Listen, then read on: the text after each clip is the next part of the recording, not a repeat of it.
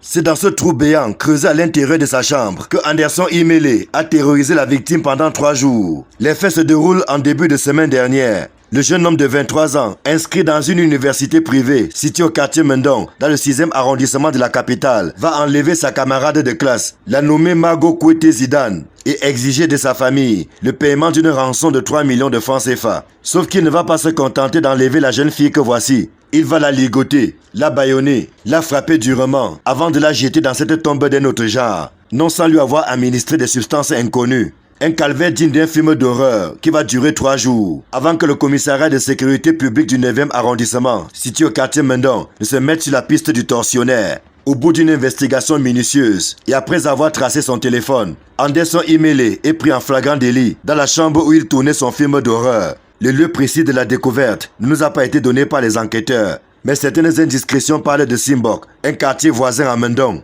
Trouvée dans un état inquiétant, la jeune Zidane a été conduite à l'hôpital de district de Biémassi, où sa prise en charge se poursuit. Quant à son bourreau, après son exploitation sommaire au commissariat de Mendong, le chef de cette unité de police l'a transféré à la direction de la police judiciaire, sise au quartier Legesono, en fin de semaine dernière. Les enquêtes qui se poursuivent de ce côté permettront certainement de démêler les chevaux de cette scabreuse histoire. Mais d'ores et déjà, Anderson Imele, que certains présentent comme un psychopathe, aurait avoué aux enquêteurs qu'il éprouvait un malin plaisir à faire souffrir son prochain.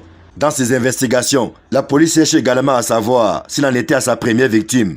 En arriver à creuser une tombe dans sa propre chambre pour y séquestrer et torturer son camarade de classe, il faut s'appeler Anderson Imele pour le faire. Et comme disait un confrère, le monde est formidable, vivons seulement.